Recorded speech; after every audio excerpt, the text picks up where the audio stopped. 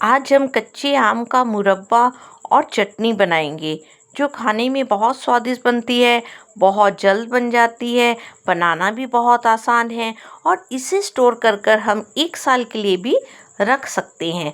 तो चलिए हम इसे बनाना शुरू करते हैं। इसके लिए हमने 1 केजी कच्चे आम लिए थे जिसे हमने अच्छे से धो लिया है। अब इस आम को हम एक एक कर कर छील लेंगे। यदि कोई आम पक्का होगा तो हम उसे नहीं डालेंगे, हम पूरा कच्चा आम को ही इस मुरब्बे में डालेंगे। हमने आम को अच्छे से छील लिया है। अब हम इसे ग्रेट करेंगे।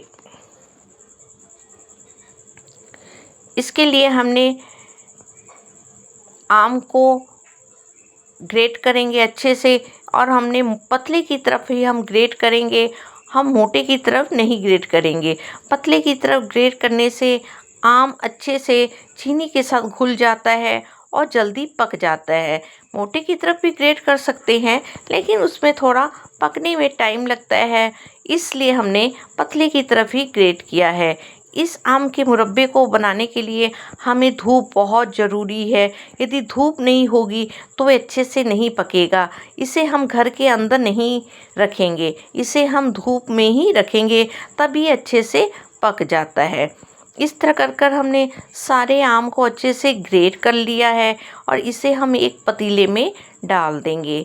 आम के छिलके और गुठली निकल गई है और आम कम से कम 200 ग्राम के करीब हो गया है, क्योंकि 1 केजी आम लिए थे, छिलके और गुठली निकल गई है। 800 ग्राम के करीब ये आम है और इसमें हम 600 ग्राम के करीब चीनी डालेंगे।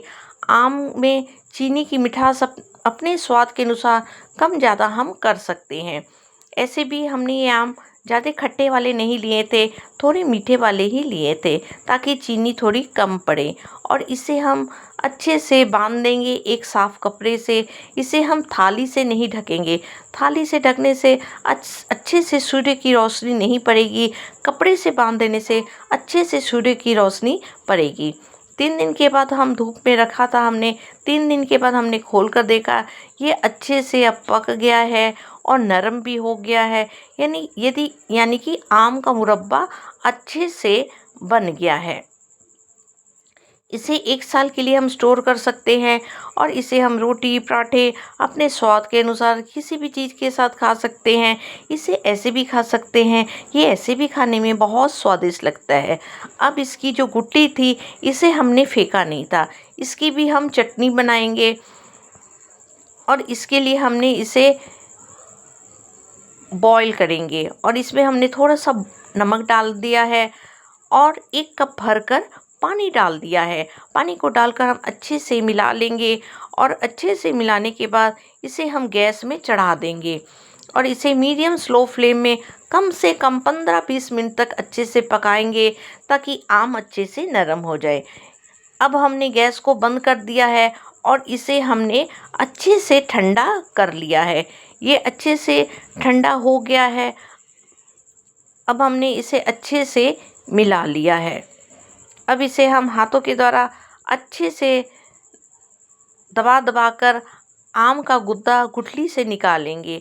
देखिए फेंकी हुई गुठली में भी कितना आम का गुद्दा है। इस तरह कर कर हम सारे आम की गुठली से अच्छे से आम का गुद्दा निकाल लेंगे।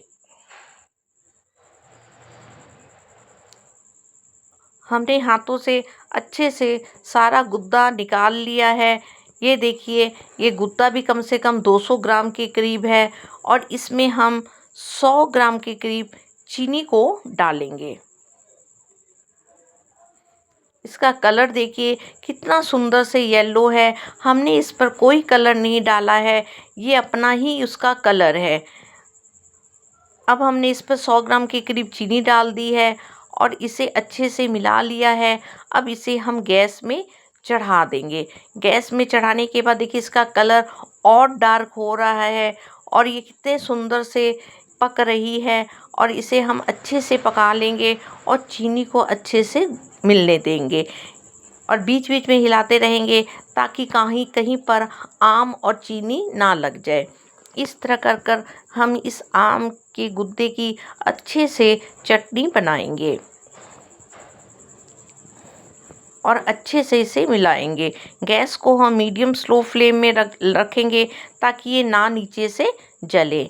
इस तरह कर कर अब आम की गुठली में जो गुद्दा था उसकी भी चटनी बनकर तैयार हो गई है। कितनी सुंदर से बन गई है, इसका कलर भी चेंज हो गया है। अब ये अच्छे से पक गई है। गैस को हम बंद कर देंगे और इसे ठंडा होने देंगे। हमने ठंडा करके इसे कटोरी में डाला है।